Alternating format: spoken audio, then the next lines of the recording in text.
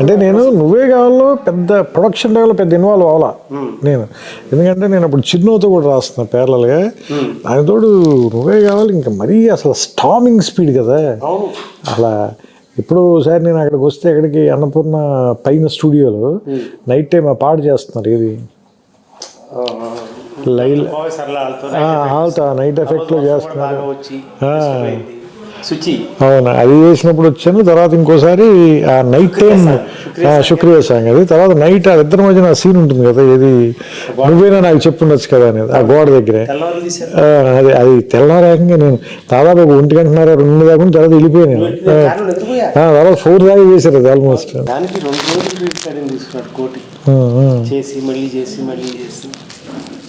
నువ్వు నాది వచ్చాక నేను డబ్బింగ్లో ఉన్నాను, రికార్డింగ్లో ఉన్నాను. బాబు నెక్స్ట్ నువ్వు డైరెక్టర్, నెక్స్ట్ నువ్వే చేయాలి. నేను అన్నిట్లోనే ఉన్నాను.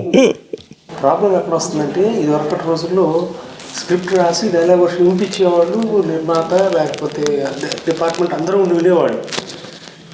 సో రాసిన చదవడం కాదు, నువ్వు చూసింది మేము చూసేవాళ్ళం ఆ ట్రావెల్కి. అది మన పక్క రూమ్, మేము రాసే రూమ్ కాకుండా పక్కన ఇంకో రూమ్ ఉండదు, అందులో కూర్చునేవాళ్ళం సెట్టింగ్.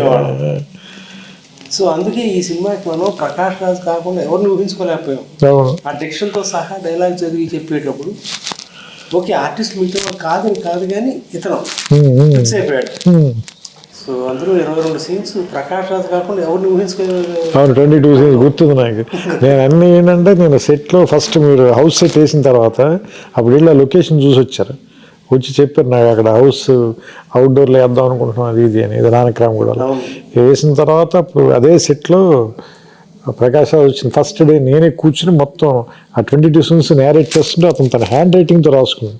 అప్పుడు ఇంకా తెలుగు రాదు కానీ కన్నడలో రాసుకున్నాడు ఆయన మొత్తం అన్ని సీన్స్. గుర్తుంది నాకు, 22 సీన్స్ రాశాడు మొత్తం. అలాగే అది కూడా గుర్తు, నేను సుహాసిని గారితో సీన్ చేస్తుంటే వస్తే మీరు ఆ డైలాగ్ చెప్పారు, మంచివాడ చెడ్డవాడ అంటే కాదు మణిరత్నం. నాకు అంటే అందులో నేను రాసిన డైలాగ్ ఏంటంటే, అసలు మంచివాడ చెడ్డవాడ కాదు మొగుడు అంతే ఉంటుంది, దానికి మీరు మంచివాడ చెడ్డవాడ అంటే కింద ఇద్దరు మెట్ల మీద పైన తీస్తున్నారు మణిరత్నం అన్నట్టు. నేను గట్టిగా నవ్వు వస్తే బయటికి వెళ్ళిపోయాను. Fantastic travel. ఇంకా తర్వాత శాస్త్రి గారి గురించి చెప్పాలంటే ఎంత చెప్పినా తక్కువే.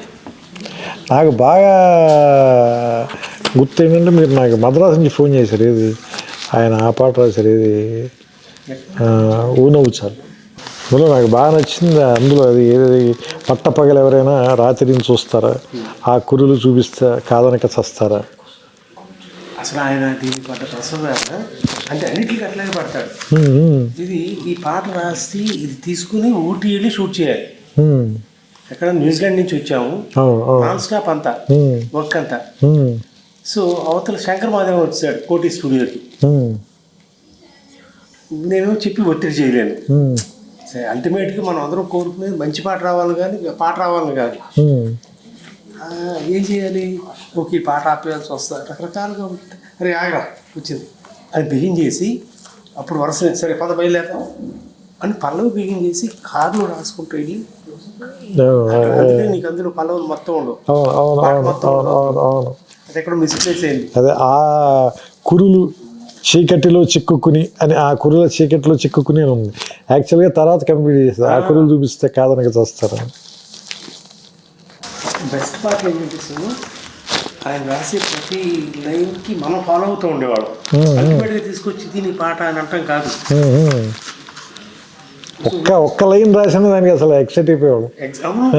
ఒక్కొక్క రోజు ఒక్క లైనే అంతే. తను చాలా రకరకాలు రాసి అక్కడ పెట్టేవాడు.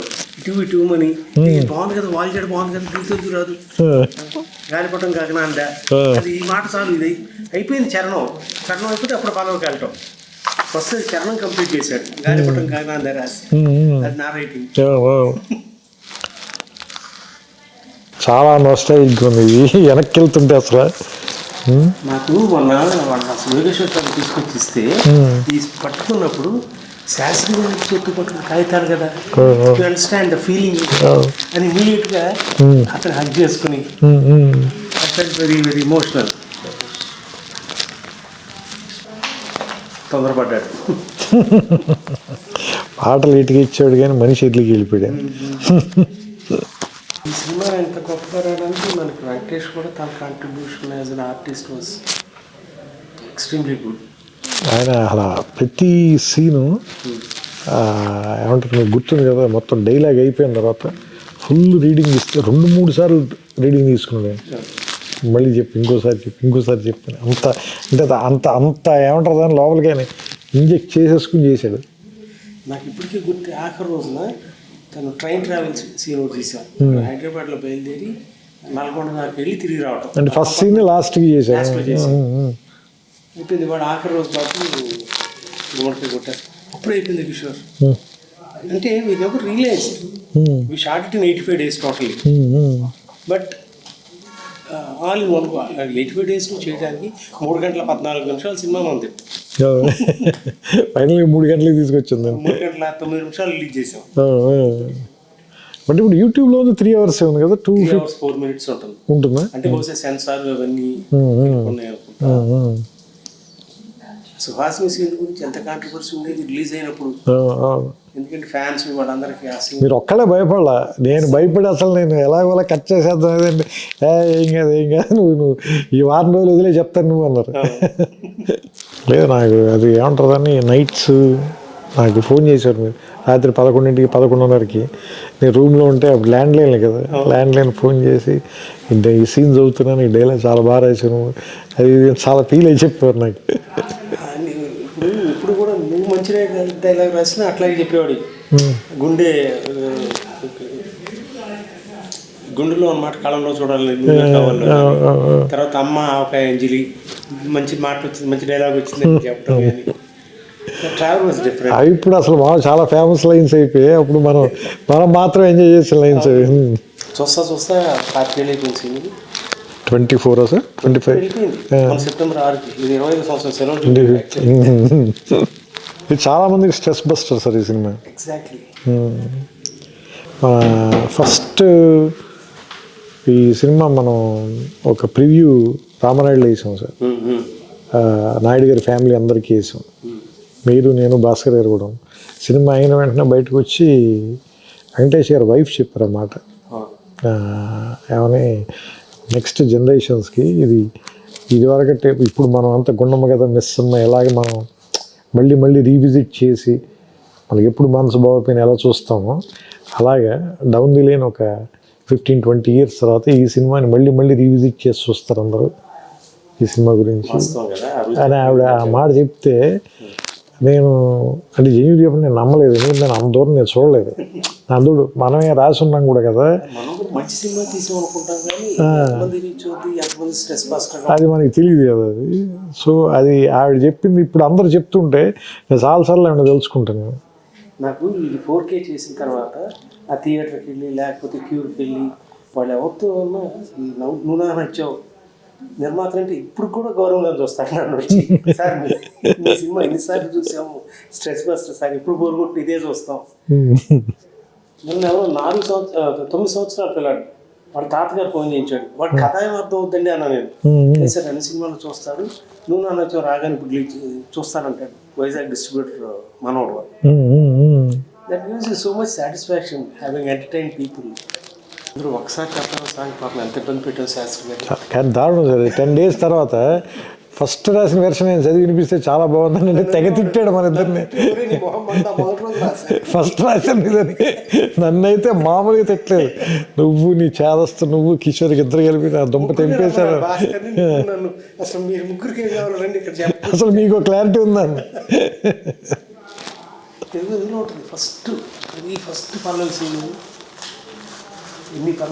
నాకు గుర్తుంది ఫస్ట్ పల్లవి ఏది ఉంటుంది ఒక్కసారి చెప్పలేవా? అవును ఇది పైన ఉంది సార్, ఒక్కసారి చెప్పలేము. ఇది ఫస్ట్ అదే ఫస్ట్ పల్లవి కాపీ చేసింది తను రాసిన డేట్లు. ఇదిగో ఫస్ట్ పల్లవి ఒక్కసారి అయిపోయింది కదరా, ఫస్టే రాసే కదా, ఎదురుగానే ఉంటుంది. అంటే సినిమా కథ మొత్తం ఇందులో ఉంటుంది. ఫస్ట్ చూడండి సార్ 4 లైన్లు అవే ఉన్నాయి. చెంత చేరి పంచుకోవా ఆశని శ్వాసని, మన గుండె గుప్పెడంతా తన ఊహ ఉప్పినంత, ఉదిగుండ మనకే వదిలేయమంటూ బతిమాలుతున్నవే. ఆ 4 lines వాడాం సినిమాలో కూడా. అన్యాయం కదా. సరే 10 days మళ్ళీ 10 days తర్వాత మళ్ళీ అక్కడికి వచ్చి బెస్ట్ పార్ట్ ఏంటంటే again not to say anything about anybody, ఆయన రాసిన ప్రతి పాట తీసుకొని 4-5 సీన్లు కలిపి అందులో చెప్పాల్సిన సారాంశం అందులో ఉంటుంది మనకి, లేకపోతే కథలో సారాంశం కానీ. అండ్ మీరు అన్నట్టు మొన్న అన్నారు చూసారా, పాట అక్కర్లేదని చెప్పే పాటలు రచయిత ఆయన ఒక్కడే సార్. ఎస్, ఆయనకి పాట రాస్తే డబ్బులు వస్తాయి కదా, కానీ ఆయన అలా కాదు, ఇక్కడ పాట పడదండి. అవును, 4 రోజులు నా పాట రాయడానికి కేటాయించి నేను షూటింగ్కి అన్ని ఏర్పాట్లు చేసేసుకున్నాను, నువ్వు పాట రాసేసి మిక్స్ చేసి షూట్ చేయగలను. సరే నేను వెళ్ళిపోమన్నాడు ఆ రోజు. అన్నయ్య ఉన్నాడు, తర్వాత నేను ఫోన్ చేశాను, సార్ రా పాట అవసరం లేదు. ఏంటి రావు చాలా బాగుంది కదా చూడు, అంత బాగుంది చూడు, నేను రాస్తాను, రేపు సినిమాలో ఉండదు, దీంట్లో ఇది మిస్సింగ్, ఈ రెలవెన్స్ లేదు ఇక్కడ, it's not needed for the film అంటే నేను Tirumala Kishore thank you sir అని వచ్చేసి 10 వర్షాలు ఉండవు. And he took it very చాలా ఒక సీక్రెట్ ప్రొఫెషనల్గా తీసుకున్నాడు ఆయన. చాలామంది సీరియస్గా అంటారు కదా, లేదు సీరియస్గా కూడా కాదు, ఆయన చాలా డివైన్ ప్రొఫెషనల్గా తీసుకున్నాడు. ఒక విషయం, మన కోసం ఎప్పుడు పాట రాయాలి, తను తృప్తి చెందితే మనకి ఇవ్వడం, మనం పట్టుకెళ్ళడం కుదరదు, ఆ ఇంటికి రాదు, బయటికి పేపర్ రాదు. రాస్తా పాడి నా ఇంకా చూసేవాడు, నాకు తెలుస్తుందిలే అని చెప్పి అమ్మటి పేజ్ మార్చేవాడు. సో దాదాపు మేము ఇద్దరం కలిపి 400 రాత్రులు గడుపుకుంటాం, అంటే 89 పాటలు, ప్రతి పాటకి ప్రతిరోజు రాత్రి ఆయనతో ఉండాల్సిందే. That was my fortune, I was so fortunate to spend so much time with him. చాలా చాలా సమయం గడపగలిగాం. ఒక చిన్న ఉదాహరణ, గౌరీ అనే సినిమాకి ఒక పాట రాశారు, పాట అంతా ఓకే, కోటికి ఓకే, నాకు ఓకే, శాస్త్రి గారికి ఓకే. వాయిస్ మిక్సింగ్కి వెళ్ళాల్సిన చోట ఒక చిన్న ఇబ్బంది పడ్డాడు కోటి, ఎవరే అని తను ఇచ్చిన ట్యూన్లో ఉంది, అది ఇందులో లేదు, నేను అడ్జస్ట్ చేసుకుంటాను శాస్త్రి గారు అన్నాడు. నువ్వు అడ్జస్ట్ చేయడానికి లేదు, నేను మళ్ళీ రాసి పట్టుకొస్తాను. 3 రాత్రులు ఆ ఎవరే అనే మాటతో ఎండ్ చేయడం కోసం మొత్తం పాట అంతా రాశాడు. మహానుభావుడు, మరి ఏం చెప్పాలి, అద్భుతంగా ఉంటుంది సార్ గౌరీ అనే కమర్షియల్ సినిమాలు.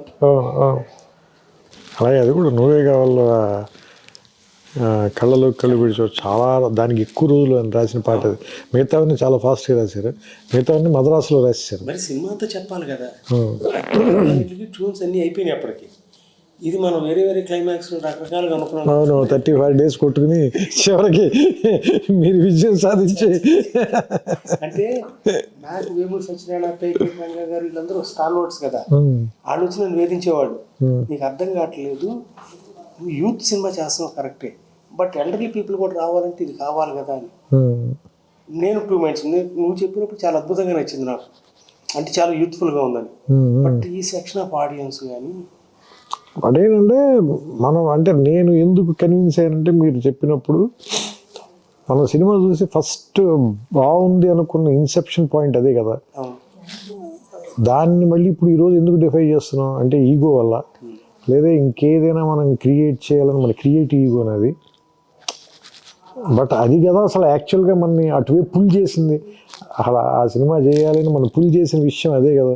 మిగతా సినిమా అంతా మారుస్తున్నప్పుడు అసలు మీరు ఏ ఒక్క సీన్ అందులో మనం వాడలేదు, మీరు దేనికి అప్రోచ్ చేయలేదు, ఈ ఒక్కటే మాత్రమే యాజ్ ఇట్ ఈజ్ అలాగే ఉండాలని ఎందుకంటున్నారు.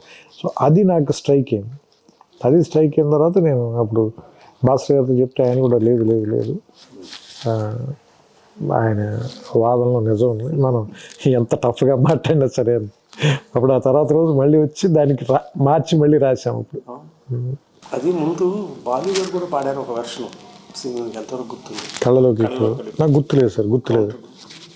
భాస్కర్ బాగుంటుంది అన్నాడు, కానీ భాస్కర్ ఫిమేల్ వాయిస్ అయితే బాగుంటుంది, చిత్ర గారితో బాగుంటుంది యాక్చువల్లీ. నేనంటే నాకు అది విన్నట్టే గుర్తు, బాలు గారు విన్నట్టు గుర్తులేదు నాకు. తర్వాత ఇది చెన్నై నుంచి వచ్చింది, టేప్ రికార్డులు పెట్టుకొని క్యాసెట్ పెట్టి కళ్ళం నీళ్ళే, వాడు తరుణ్ కూడా వచ్చాడు, వాడు పడుకోట.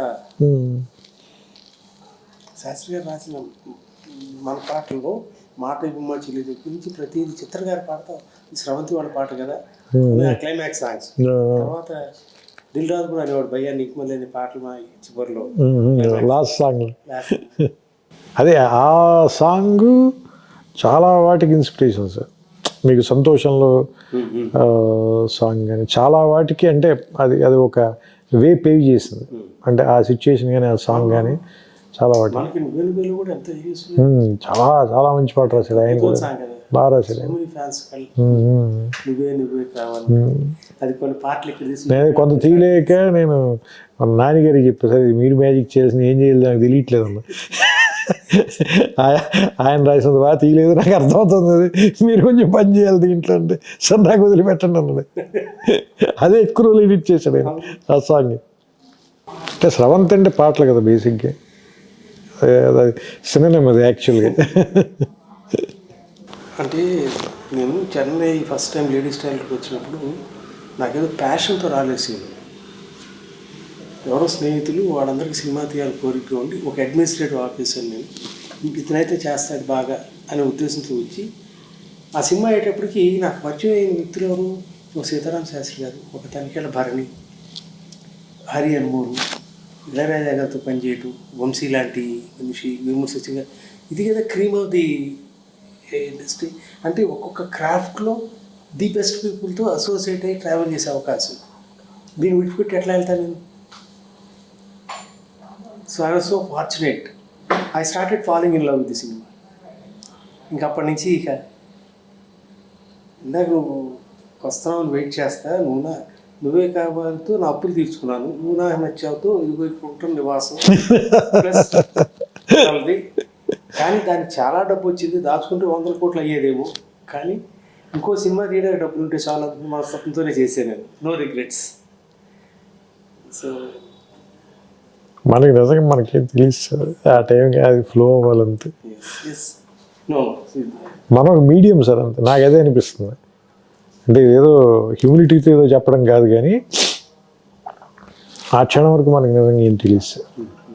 నువ్వు నచ్చావు ఎగ్జాక్ట్గా చెప్పాలంటే ఒక 1 month పాటు చాలా ప్రెషర్లో ఉన్నాను సార్. ఎందుకంటే టేక్ ఆఫ్ ముందు అసలు ఎలాంటి కథ చేయాలి అనే దానికి నేను మిమ్మల్ని విజయభాస్కర్ గారిని ఇద్దరిని రెచ్చగొట్టేశాను.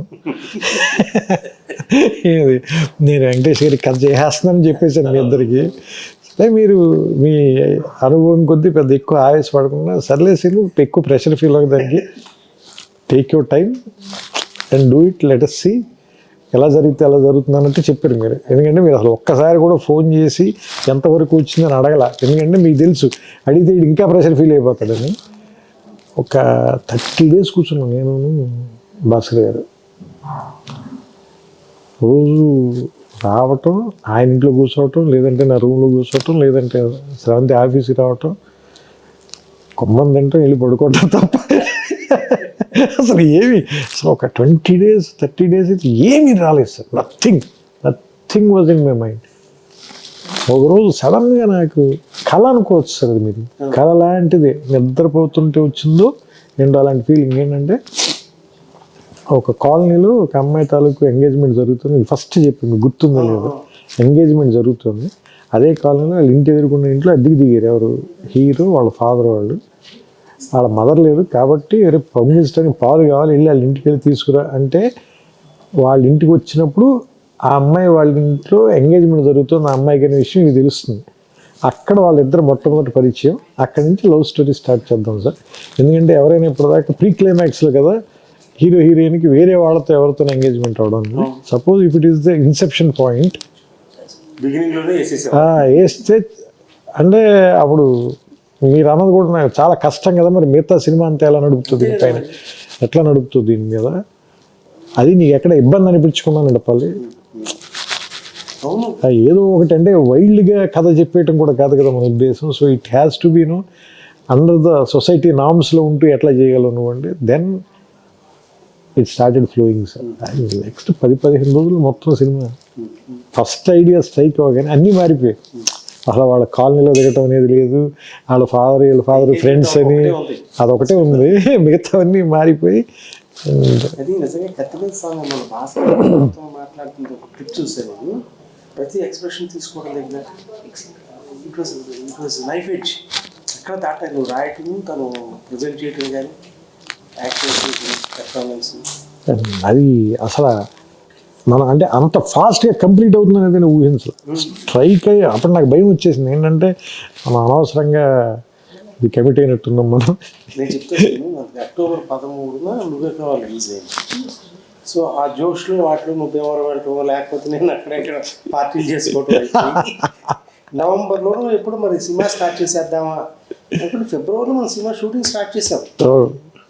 నువ్వే కావాలి 100 days అప్పుడు నేను భాస్కర్ ఇక్కడ లేవు, చెన్నై రికార్డింగ్లో ఉన్నాం. Piano song recording. అలా ఆశాసేని క్యారెక్టర్ రావడానికి ఒరే గుర్తుంది. వెంకటేష్ గారికి మొత్తం కథ చెప్పిన తర్వాత ఆయన కథ అంతా బాగుంది, నాకు ఏ చేంజ్ లేవు. ఆయన ఒకే ఒకటి అడుగుతాను, నేను సినిమా మొత్తం ఒకే ప్లేస్లో అయిపోతుంది, కొంచెం ఏమైనా బయటికి తీసుకెళ్ళే ఛాన్స్ ఉందా? అలా అని ఈ కథలకు ఎసెన్స్ పోకూడదు, నువ్వేమైనా ఆ విషయంలో ఆలోచించంటే అప్పుడు ఇమీడియట్గా అది ఊటీ వెళ్తే ఎలా ఉంటుంది. ఊటీ వెళ్ళాలంటే అసలు ఆ అమ్మాయిని ఫస్ట్ ఇంట్రడ్యూస్ చేస్తే బెటర్ కదా. సో అలా ఫస్ట్ హాఫ్ జస్ట్ ఇంట్రడ్యూస్ చేయొద్దు, ఓ సాంగ్ ఉంటే బెటర్ కదా. సో అలా ఆ సాంగ్ వచ్చింది. సో దానివల్ల 2 సాంగ్లు వచ్చాయి. సెకండ్ హాఫ్లో బోనం ఉత్సవాలు వచ్చింది, ఫస్ట్ హాఫ్లోనేమో ప్రియతమ పాట వచ్చింది. అంటే భాస్కర్ గారికి ఏమో 6 పాటలు ఉండాల్సింది. అవును, వాళ్ళిద్దరు ఆర్మీ కనెక్షన్ కదా. శాస్త్రి గారు కూడా అదేనా, ఇది భువన్ చంద్ర పాట అయ్యాది. ప్రీతమ అని రాసినట్టున్నారు కదా, భువన్ చంద్ర గారు రాసినట్టున్నారు ప్రీతమ పాట, పియానో సాంగ్. కోటి కూడా ఏ మాట ఎక్స్ట్రాడినరీ. అసలు ఈ సాంగ్స్ ఎంత అద్భుతంగా వచ్చినా బ్యాక్గ్రౌండ్ స్కోర్ మీకు తెలియదు సీను. నేను భాస్కర్ కలిసి బ్యాక్గ్రౌండ్ స్కోర్ ఎంత రామాయణాన్ని చూశాను, నాకు టెన్షన్ వచ్చేసింది. అందుకు చాలా ఓవర్ డబ్స్ యాడ్ చేయలేదు, మిస్ అయిపోతుంది. ఏంటి ఏది తేడా కొట్టాలి. నేనున్న తర్వాత వచ్చినప్పుడు తర్వాత మీరే చేయించారు, భాస్కర్ గారు కూడా లేరు, మీరే కూర్చున్నారు. నేను వచ్చి దాదాపు ఒక రాత్రి ఆల్మోస్ట్ ఆ రోజు ఒక 1 గంట దాకా కూర్చున్నాం మనం. అంత 6 రోజుల ముందు చూసి డిసప్పాయింట్ అయ్యాను. ఎక్కడో ఏదో తేడా కొట్టినని మా సినిమా కోసం కొంత కారు ఉంది కదా, ప్రకాష్ నువ్వు కూడా అందులో డ్రైవింగ్ నేర్చుకున్నా. కారు వేసుకుని వెళ్ళిపోతున్నాం విజయవాడ రోడ్లో. ఆర్ఎఫ్సి దాటిన తర్వాత గుర్తొచ్చింది, అక్కడి నుంచి ఫోన్ చేసి మన నైట్ తిరిగి వచ్చి లేదా నెక్స్ట్ డే మీరు ఉన్నప్పుడు నేను కూడా వచ్చి నాతో కూడా కాదు ప్రతి సీన్లోనూ చేసాం. మళ్ళీ అప్పుడు నాకు గుర్తుంది, అతను పక్కన ఒక అతను ఉండేవాడు అసిస్టెంట్, ఎవరో మన జీబు, కరెక్ట్ జీబు ఉండేవాడు. ఆయన దాదాపుగా ఆయన కన్సోల్ కూడా వదిలేసి బయటికి వెళ్ళి హీ మేడ్ ఇట్ హ్యాపెన్. కోటి గారు కోటి ప్రాణం పెట్టాడు అంటాడు భయ్యా, మనం చేసినప్పుడు లైఫ్ అంటే మ్యూజికల్గా. అందులో నాకు ఆయన ఎంత పెద్ద టెక్నీషియన్ అనేది నాకు స్పృహ లేని వయసు కదా. ఐ వాజ్ టూ యంగ్ కదా సార్, 25. నువ్వే కావాలి అప్పుడు సార్ నువ్వు నానొచ్చేప్పుడు ఇప్పుడు 25-26 కదా నేను. సో అందుకని నేను చాలా మామూలుగా అగ్రెసివ్గా నా ఒపీనియన్ అని చెప్పేవాడిని. మీరు సీన్ అంటే వాళ్ళ కోటి గారు అపార్ట్మెంట్లో కూర్చోవాళ్ళగా చెబితే పాప ఆయన నా రూమ్ దగ్గరే కదా సార్, నేను వాళ్ళ రూమ్ నుంచి వచ్చేవాడిని. బట్ ఆయన చాలా స్పోర్టివ్గా తీసుకునేవారు. అంటే కుర్రాళ్ళు ఏదో ఒకటి మాట్లాడుతుంది.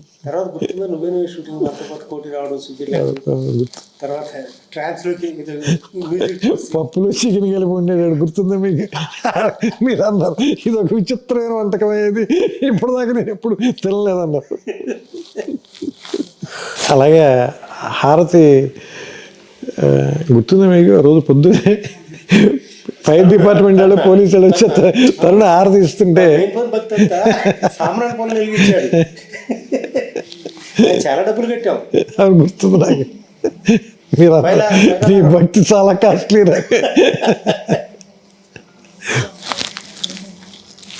పొద్దున్నే స్నానం చేసి మంచి టవల్ కట్టుకుని మరి పూజ చేశాడు పొద్దున్నే.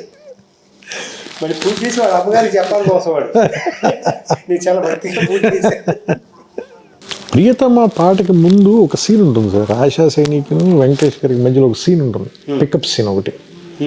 అంటే చాలా మెలోడ్రామాటిక్గా మాట్లాడతాడు. నేను మిమ్మల్ని చూడలేను నేను, ఎందుకంటే మీ కళ్ళలో చూస్తే నేను తట్టుకోలేను, ఇవన్నీ చెప్తాడు కదా.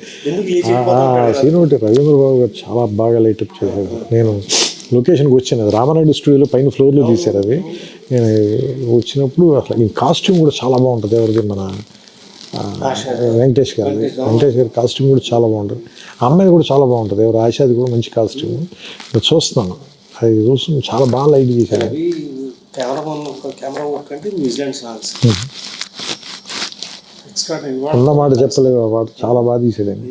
ఉన్నమాట చెప్పలేవు పాట. అదే అసలు మీకు గుర్తుంది లేదు, మన బస్సులో వెళ్తుండేవాళ్ళం కదా, వెంకటేశ్వర సాయంత్రం చాలా ఆపేసి సన్సెట్ బాగుంది ఇక్కడ తీసేద్దాం 2 షాట్లని, ఆయన అసలు ఇమీడియట్గా అసలు నాకంటే నేను తర్వాత చాలా పాటల కోసం కానీ లేదంటే సీన్ల కోసం కానీ అబ్రాడ్ వెళ్ళాను, కానీ that was my first trip కదా, అందుకని దట్ వాజ్ వెరీ స్పెషల్. ఇది న్యూజిలాండ్లో ఉన్న ఆ లొకేషన్స్ కానీ అంటే అందులో బెస్ట్ సీనిక్ లొకేషన్స్ అన్ని చేసాం. సదరన్ న్యూజిలాండ్లో కింద నుంచి పై దాకా వచ్చి పై నుంచి ఫైనల్గా క్రైస్ట్ చర్చ్లో ఆగి అక్కడ ర్యాప్ చేసి దెన్ బయలుదేరాం మనం. తర్వాత నువ్వే కావాలప్పుడు ఇప్పుడు పెయింటింగ్ మీద బిల్డింగ్కి కలర్స్ వేస్తే దాని మీద ఒక సాంగ్ సిచ్యువేషన్ ఏదో అనుకునేవాడు. ఆకాశం దిగి వచ్చి మబ్బులతో కొందరికి లీడ్ అని చూసావా, నీకు గుర్తుందో లేదు? నువ్వే కావాలప్పుడు ఎప్పుడు మాతో స్క్రిప్ట్ చెప్తాను, you had that in mind. Correct, paint colours వేస్తారు మ్యారేజ్కి ముందు, ఇప్పుడు ఇంటికి కలర్స్ వేస్తారు కదా, దానిపైన అనుకున్నాను. దాంట్లో నుంచే ఆకాశం దిగి వచ్చి మబ్బులతో మన తండ్రి అట్లా. శాస్త్రి గారు దానికి ఎన్ని రోజులు రాశారు తెలుసా పాట? గుర్తుంది, 8 రోజులు రాశారు. నేను ఆ పాటకి ఫుల్ ఫ్లెడ్జ్డ్గా ఉన్నా పూర్తిగా. అంటే నువ్వు నా నచ్చాలి అన్ని పాటలు కూర్చున్నా నేను, ఎక్సెప్ట్ ఓ నవ్వు చాలా పాట ఒకటే తప్ప. ఎందుకంటే దానికి నేను హైదరాబాద్లో ఉన్నాను, మీరు అక్కడ ఉన్నారు కాబట్టి. బట్ మిగతా పాటలన్నిటికీ నేను అన్ని పాటలకి నేను ఉన్నా ఆయనతో పాటు. I was there sitting with him night time. ఎందుకంటే భాస్కర్ గారు 9:30 తర్వాత నుంచి పడుకునేవారు కదా. ఈయన ఏదో లైన్ చెప్తే బాగుందన్న అంటే, భాస్కర్ నీకు వెళ్ళండి భాస్కర్ అంత ఎర్రగా అయిపోయి వెళ్ళి పడుకునేవాడు. చెరొక 3 సిగరెట్ ప్యాకెట్లు ఉండేది. ఎంత దారుణం చూడు పాపం ఆయన. Use to smoke right through the night. అసలు మామూలుగా వచ్చారు ఒక సాంగ్ గ్రీన్ పార్క్లో రూమ్ తీసుకుని మనసు తాకి మనం 12 రాత్రులు రాశాడు ఆ పాట. 12 nights. ఎలా చెప్పను, నా చేతస్థ కొద్ది రావడం నాకు ఇదేదో కావాలి అని అంట. ఏమిట్రా నువ్వు 12 నైట్లు ఇద్దరి చెరువుడు సిగరెట్ ప్యాకెట్లు ఎందుకు గ్రీన్ పార్క్కి వచ్చి ఉన్నాను తీసుకొస్తే మొత్తం పీకలమయ్యి సిగరెట్ పీకలమయ్యి. అంటే దానికంటే కూడా తీవ్రత సార్ ఆయన ఏమంటారు దాన్ని, మిగతా అన్ని విషయాల కంటే కూడా ఆయన తీవ్రతే, విపరీతమైన భావ తీవ్రత కదా. ఆ తీవ్రత కదా సార్ ఆయన శరీరం జ్వలించిపోయిందేమో అనిపిస్తుంది నాకు. ఎందుకంటే లాస్ట్ 10 years ఆయన కూడా స్మోకింగ్ మానేశాడు కదా సార్. బట్ ఆయన భావ తీవ్రత శరీరం తట్టుకోలేకపోయింది. వాళ్ళకి ఇద్దరికి పడుకునే అలవాట్లేదు కదా సార్ మీకు ఆయనకి ఇద్దరికి. నేను మెల్లగా 1 గంటకి 2 వెళ్ళి బయట సోఫాలో పడుకునే ఉండే. వీళ్ళిద్దరితో అవదలే, మనం పెట్టుకుంటే చచ్చిపోతాం మనం. ఎందుకంటే నాకు ఖచ్చితంగా 6 hours ఉండాల్సిందే. నాకు మీరు అప్పుడు నవలు చదవడం మొదలెట్టారు రాత్రి 12-1 గంటగా ఎదురుకుండా కూర్చుని.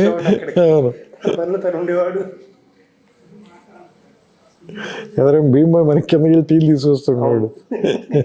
నేను ఆ పెంట్ హౌస్ బయట కూర్చున్న రాత్రులు, అవి those are the best days, అంటే బెస్ట్ నైట్స్. దాని రిజల్ట్ కదా ఇవాళ కూడా వెంకటేష్ గారి వైఫ్ సినిమా చూసి కాలం గుర్తుపెట్టుకున్న సినిమా. ఇవాళ ఎవరిని అడిగినా కానీ ఎవరితో మాట్లాడినా అది స్ట్రెస్ బస్టర్ అండి. నాకు ఎప్పుడు మూడ్ బాగా లేకపోయినా వెళ్ళిపోయి సినిమా కాసేపు చూస్తాను. అట్లాంటివి చాలా తరచుగా వింటూ ఉంటాం. బట్ అంటే కథ విన్న వెంటనే సార్, అంటే అందరికంటే మనం ఎవరికి ఎక్కువ క్రెడిట్ ఇవ్వాలంటే వెంకటేష్ గారికి. కథ విన్న వెంటనే గుర్తు కింద మీరు వెయిట్ చేస్తున్నారు. మీరు భాస్కర్ గారు అసలు తెగ టెన్షన్ పడిపోతే వీడు పైకి వెళ్ళాడు, వీడు అసలు ఏం చెబుతున్నాడు, వీడు మనకి చెప్పిన కథ చెప్తున్నాడా లేదా ఈ టెన్షన్లో మర్చిపోయి వేరే అని చెప్తున్నాడు. అంటే నేను కంప్లీట్ అయిన తర్వాత కథ ఆయన అసలు కిందకు వచ్చి మీతో ఒకటే మాట, ఇప్పుడు వీఆర్ డూయింగ్ కిషోర్, గుర్తుంది కదా మీకు మాట, వీఆర్ డూయింగ్ దిస్ ఫిల్మ్ అంతే. అదొక్కటే మాట చెప్పాడు, ఇంకా అసలు ఏమి మాట, ఒక్క సింగిల్ లైన్ అంతే. అసలు ఎందుకంటే ఇమ్మీడియట్గా అప్పటికప్పుడు ఆయన ఏమంటారు దాన్ని అన్ని విషయాలు సెటిల్ చేసి వెళ్ళిపోయాడు అంతే. అంటే ఆయన చూశాడు ముందే సీన్. నాకు వెంటనే చెప్పాడు సార్. ఆయన నెక్స్ట్ డైలాగ్ రాయడానికి ముందు ఇంకోసారి ఊటీ దాని కరెక్షన్ చెప్పడానికి వెళ్ళినప్పుడు, ఇది క్యారెక్టరైజేషన్ బేస్డ్ సినిమా సీన్ ఇది, దీని అందుకని ఏంటంటే నువ్వు నాకు డైలాగ్ రీడింగ్ మాత్రం కొంచెం 1-2 సార్లు నువ్వు నాకు ముందే డైలాగ్ రీడింగ్ ఇచ్చేస్తే నాకు if I have dialogue with me so నేను ఇంకా ఏమన్నా దాని మీద వర్క్ చేయడానికి ప్లే చేయడానికి బెటర్ అవుతుందని ఫస్ట్ ఆయన అడిగింది నేను డైలాగ్ ఇచ్చాను. టెక్నిక్గా పోర్ట్రే చేశాడు. ఆ సినిమాలో హీరోయిజం కాదు ఉండేది, నొబిలిటీ ఆఫ్ ది క్యారెక్టర్. ఆ క్యారెక్టర్ నోబుల్నెస్. ఒక్క ఫైట్ లేదు సార్ సినిమా, ఒక్క ఫైట్లో ఒక హీరోయిక్ డైలాగ్ ఉండదు. ఫైట్ లేదు కదా అన్నది దెబ్బతింటాడు చిన్నపిల్లతోటి. అంటే ఆయన కాబట్టి అంత ఏమంటారు దాన్ని ముందుకు వచ్చి చేసేయడమో అనిపిస్తుంది కదా. సో ఒక్కోసారి అది మనకి ఆ థాట్ రావడం ఆయనకే చెప్పాలనిపించటం. ఎంతమంది దాన్ని అంత జడ్జ్ చేయగలుగుతారు, అట్లా చూడగలగాలి మొత్తం. అంటే అందులో ఏం ట్విస్ట్ ఉండదు సార్, ఏది అసలు ఏ రకమైనటువంటి కమర్షియల్ ఎలిమెంట్ ఉండదు. చాలా అసలు ఒక రకంగా చెప్పండి చాలా ఫ్లాట్గా అనిపిస్తుంది వింటున్నప్పుడు. ఎందుకంటే చెప్తున్నప్పుడు మనకి పాటలు గట్రా ఏం ఉండవు కదా సార్, మన దగ్గర మ్యూజిక్ కూడా ఉండదు. But he has seen the film అనిపిస్తుంది నాకు. బ్రహ్మానందం గారు ఆ బ్రహ్మానందం గారు ట్రాక్ రాయటానికి ఒకటి ఎక్కువ ప్రెషర్ ఫీల్ అయ్యాను సార్. ఎందుకంటే చాలా అంటే నేను ఫస్ట్ టైం బ్రహ్మానందం గారికి రాయటం అదే.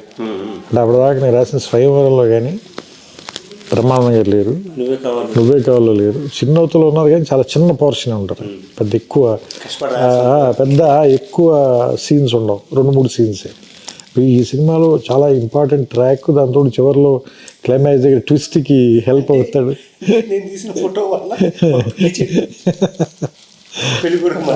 అంటే రకరకాలుగా ఉంది మాస్టర్, నాకు మాత్రం ఏం చేసండి ఇంటికి వెళ్ళి చూసుకోవాలి. సో ఇలాంటివి అంటే బికాజ్ సార్ భాస్కర్ గారికి కూడా చాలా సెన్స్ ఆఫ్ హ్యూమర్ కాబట్టి నేను రాయగలిగానేమో అనిపిస్తుంది. ఎందుకంటే కొన్ని చాలా సింపుల్గా చాలా ఫ్లాట్గా ఉంటాయి పేపర్ మీద రాసినప్పుడు. బట్ ఆయనకున్న సెన్స్ ఆఫ్ హ్యూమర్ చాలా very high level sense of humour అయింది. ఒక 25-30 days రిహార్స్ చేసుకునేవాడు. మాడ్యులేషన్ 2 సీన్లు అయిపోయింది, 3 సీన్లు అయిపోయింది, రాయడం కాదు దాని మీటర్ సెట్ చేయటం, అప్పుడు కొంచెం రిఫైన్ చేసుకోవడం. అవును అవును. అంటే ఆయనకి ఆ హ్యూమర్ ఆయనలో లేకపోతే సార్ నేను అంటే ఇంకోళ్ళకి చెప్తే ఇప్పుడు అవతల వాళ్ళకి వాళ్ళు నో చెప్పారు అనుకోండి సార్, లేదంటే వాళ్ళు అర్థం చేసుకోలేదు అనుకోండి సార్, అది మీ దాకా కూడా రాదు, ఆ రూమ్లోనే అయిపోతుంది scene. You will never know అలాంటిది సీన్ వచ్చిందని మీకు తెలియదు. ఆయనకున్న ఆ సెన్స్ ఆఫ్ హ్యూమర్ కూడా నాకు చాలా ఆయన ఒక తెలుసు కదా మీకు, ఆయన కొంచెం క్వర్కీనెస్ ఉండదు కానీ మంచి సెన్స్ ఆఫ్ హ్యూమర్ అయింది. సో అది ఏముంటుందని చాలా ఏముంటుందని అందుకని ఇప్పుడు ఎవరైనా అడిగితే అది ఎలా రాశారు, ఎవరి కాంట్రిబ్యూషన్ ఎంత మనం ఏం చెప్పలేము. దాన్ని ఏముంటుందని దాన్ని టోకెన్ వేసి ఇది నాది ఇది వాళ్ళది ఇది అయింది అలా చెప్పలేము. అంటే నేనంటే దాన్ని వెనక్కి లెక్కేసుకుంటే మీ ఏముంటుందని ఆయన అలసాని పెద్దని చెప్తాడు కదా, మంచి పద్యం రాయాలంటే ఏం చేయాలి అంటే మంచి భోజనం ఉండాలి, తర్వాత బ్రహ్మాండానికి కర్పూర తాంబూలం ఉండాలి, తర్వాత మనం చెప్పేది విని దాన్ని అర్థం చేసుకుని శభాష్ అనేటువంటి శ్రోతలు ఉండాలి. సో అందరూ ఇంపార్టెంటే. సో ఇప్పుడు నేను ఒక డైలాగ్ ఎందుకు ధైర్యంగా రాయగలనంటే అదే ఏముంటుందని భాస్కర్ గారు ప్రూవ్ చేశారు కాబట్టి. రాత్రి 12ంటికి మళ్ళీ ఫోన్ చేసి నన్ను అభినందించే ఒక మంచి అభిమాని లాంటి నిర్మాత ఉన్నాడు కాబట్టి. సో అంటే ఇవన్నీ అండి. అలాగే నేను కథ చెప్పిన వెంటనే దాన్ని లేదు ఖచ్చితంగా ఈ సినిమా చేసి తీరాల్సిందని హీరో ఉన్నాడు కాబట్టి ఇలా ఇంతమంది ఉన్నారు కాబట్టి అది జరిగింది సార్. లేదంటే నా ఊహలో మిగిలిపోయి ఉండొచ్చు, లేదంటే మీ ఆఫీసులో గదిలో అయిపోయి ఉండొచ్చు. మనకి సినిమా మీద ఎంత అంటే కట్ చేయబుద్ది కదా పట్టాలి. ఇది మీకు గుర్తుండేది ఒక సీన్, మధ్యబంది దగ్గర ఇద్దరు మాట్లాడుకుంటా, అగర్వాల్ సుహాస్ని, అతను ఎప్పుడున్నా ఎవరైనా ప్రేమించేవారు, అతను అవతల పక్కన సిగరెట్ తాగుతూ ఉంటాడు. అది ఎడిటింగ్ లో తీసేద్దాం అనేది మీ అభిప్రాయం? అంటే నేను కొంచెం మరి ఎట్టి పరిస్థితి ఇది అంటే అది రివర్స్ సార్. అది మీకు తెలుసు సామాన్యంగా ప్రొడ్యూసర్ తీసేయమంటాడు, ఇన్సెక్యూరిటీ ఫీల్ అయ్యి లాగుతోంది తీసేయండి బాబు అంటే మేము రివర్స్ పోరాడాలి. లేదండి చాలా బాగుండదు, ఇక్కడ ఇది పూర్తిగా రివర్స్. అంటే మేము తీసేద్దాం అంటే లేదు మీకు గుర్తు లేదు, నేను భీమవరం నుంచి ఫోన్ చేశాను మీకు. నేను సంతాప సభలో ఉన్నోళ్ళ ఉన్న నా పరిస్థితి ఆల్రెడీ భీమవరంలో. ఎందుకంటే నేను సినిమా చూశాను సార్, సినిమా చూసి బయటకు వచ్చి నేను కూడా సార్ చాలా గొప్పలాగా నేను ఎవరిని అడగకూడదు అని అడుగుతాను. బయట ఎవడో కనిపిస్తే నేను అడిగాను, అడిగితే వాడిని 2-3 వారాలని అన్నాడు. నా పరిస్థితి అర్థం చేసుకోండి సార్, నేను ఇంటికి వెళ్ళి జెన్యూన్గా చెప్తాను సార్, మా అమ్మలో తలకి పెట్టి పడుకున్నాను నేను. జోక్ కాదు, మా అమ్మ ఊళ్ళో తలగా పెట్టి పడుకున్నా, నేను సినిమాలకి పనికిరానేమో, ఏదో ఫ్లూక్గా రాసి ఉంటాను 2 సినిమాలు, నువ్వు చెప్పినట్టే నేను తప్పు చేశాను, లెక్చరర్ ఉద్యోగం చేసుకుని ఉంటే బాగుంటుంది అంటే పాప మా అమ్మకి అర్థం కాలేదు, ఆవిడ కొంచెం బెంబీలు ఎత్తిపోయింది ఆవిడ, ఏంటి వీడేంటి ఇలాంటివన్నీ మాట్లాడుతున్నాడని. ఎక్కి మీరు ఫోన్ చేశారు, అప్పుడు ఫోన్ చేసి నువ్వు హైదరాబాద్ రా చెప్తాను, నువ్వు ఎందుకు కంగారు పడుతున్నావు అంటే వచ్చిన తర్వాత నన్ను మీరు కార్లో చూపిస్తాను నీకు నన్ను తీసుకెళ్ళారు మీరు శాంతి థియేటర్కి. 10 మంది ఉన్నారు సార్ అక్కడ. నాకు మీరు నమ్మరు అసలు, మొత్తం చెమట్లు పట్టేసి ఒళ్ళంతా తడిచిపోయింది, ఏంటి 10 మంది ఉన్నారు, కంగారు పడగా చూడు నువ్వు అని. ఇద్దరం కార్లో కూర్చొని చూస్తున్నాం సరే, 8 మంది టికెట్లు తీసుకోగానే కౌంటర్ మూసేశారు. 10 టికెట్లు 15 టికెట్లు కదా, 8 మంది మూసేశారు. అప్పుడు నేను కొంచెం ఏమంటుందని నాకు ధైర్యం వచ్చింది.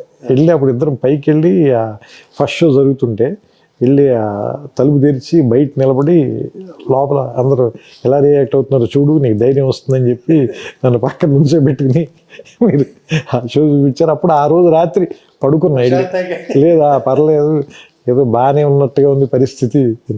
అట్లాంటి సినిమాలకి ఆ పరీక్షలు తప్పవు. మూవీ కావాల్సిన తెలుసు కదా, ఓడియంలో పడంగానే అట్లుండే మేనేజర్ మా మామయ్య గారు అమెరికా నుంచి ఫోన్ చేశారు, కళ్యాణ్ గారు 2 వారాలు అంతే. ఆయన నాకు చెప్పలేడు, బాబు సినిమా బాగాలేదు ఆడుతూనే ఉంది, 1 year ఆడింది అది. నాకు భీవరంలో, నేను అది భీవరంలో చూశాను సార్. భీవరం వెళ్తే భీవరంలో గేట్ కీపర్ ఉంటాడు కదా, అతను అడిగా సినిమా చూసి బయటకు వచ్చి చెప్పే కదా సార్, నేను వెతుక్కుని మరీ అడుగుతాను. అతను కష్టం సార్ అన్నది, కష్టం సార్ అని. నేను నడుచుకుంటూ వెళ్ళిపోయాను సార్ ఇంటికి, బండి మీద వెళ్ళాను నేను సునీల్ గారు. నేను అక్కడి నుంచి నడుచుకుంటూ వెళ్ళిపోయా షాక్లో, ఏంటి ఇలా ఉంది ఇలా చెప్తున్నారు. ఆ తర్వాత సార్ అదే థియేటర్లో 300 days ఆడింది సార్. నేను మళ్ళీ ఆ 300 days దానికి ఫంక్షన్గా మేనేజర్ పిలిస్తే నేను వెళ్తే ఆ గేట్ కీపర్ సార్ నేను మీకు ఫస్ట్ డే చెప్పి గుర్తులేదు మీకు అన్నది. ఇది కష్టం అని చెప్పినాడేనా, ఆడు మర్చిపోయినట్టున్నాడు. నేను ఎలా మర్చిపోతాను సార్, విన్నది నేను కదా, నేను గుర్తుంది నాకు అనుకుంది. అంటే కొన్ని సినిమాలు అంటే డబ్బు తీసుకొస్తాయి సార్, కొన్ని సినిమాలు పేరు తీసుకొస్తాయి సార్, కానీ గౌరవం మాత్రం కొద్ది సినిమాలు తీసుకొస్తాయి. ఇందాక నేను చెప్పింది వాళ్ళకి కూడా దునా మంచిగా నేను తీసానంటే ఆ లుక్ డిఫరెంట్గా ఉంటుంది. లేదు అలాంటి రెస్పెక్ట్ తెచ్చిన సినిమా, డౌట్ లేదు అందులో. కిరణ్ కూడా వాళ్ళ డాడీ సినిమా తీసానంటే ఎంతో గౌరవం ఆ చుట్టుపక్కల వాళ్ళందరికీ. నీదే ఆ సినిమా, మీ నాన్నగారు తీసా. అదే మీరు ఇప్పుడు మీరు చెప్పారు కదా, రెడీ సినిమా చూసి పెళ్ళి, రెడీ చూసి పెళ్ళికి రెడీ అన్నట్టు అందరూ మన అబ్బు రాసి పెళ్లి చేసుకుని పిల్లల్ని తీసుకెళ్ళిన తర్వాత పెళ్లి చేసుకోవాలి, మీది one of his best lines అది. తన కాదు డైలాగ్ రైటర్ సినిమాకి, బట్ నేను చక్కగా నాన్న అబ్బురా చేసుకో. సో ఇదివరకు మనం రిలీజ్ చేసినప్పుడు ఆస్ట్రేలియా యూకే ఇన్ని ఎక్కడ రిలీజ్ చేయాలి, ఆ రోజులు లేదు కదా, ప్రింట్ డిజిటల్గా. సో కొంతమందికైనా రీచ్ అవుతున్న ఉద్దేశంతో ఆ కంట్రీస్లో కూడా లిమిటెడ్గానే రిలీజ్ కానీ, బట్ యూకేలో కొంచెం ఎక్కువ రిలీజ్ చేస్తున్నట్టున్నారు 7 places-లోనే. Let us see how people want to have a look at it now.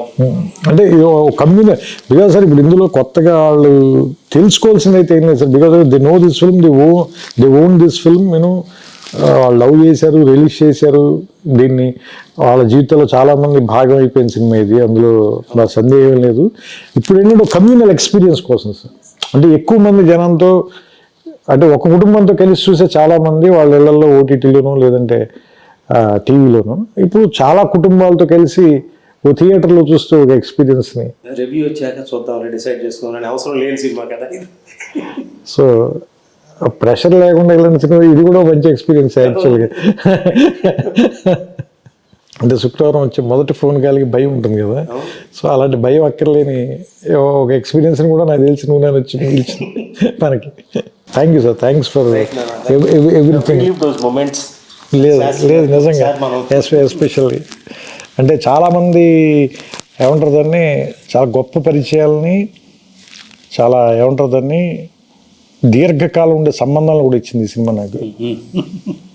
అంటే వెంకటేష్ గారితో కానీ లేదంటే బట్ అంటే మీతో అని చెప్పలేదు, ఎందుకంటే అప్పటికే అంతకంటే ముందు నుంచి, అంతకుముందు 2 ఏళ్ల ముందు నుంచే కూడా ఈ సందర్భంగానే అది మర్చిపోతే అది ఈ కథ మనం టీవీలో అది మీకు తెలుసు కాబట్టి మనిద్దరం ఆ కుట్ర గురించి ఆ కుట్ర కోణం మనిద్దరికి శాస్త్రి గారికి తెలుసు కాబట్టి దాని గురించి ఇప్పుడు మాట్లాడుకోవద్దు. Love you sir. Right thank you sir.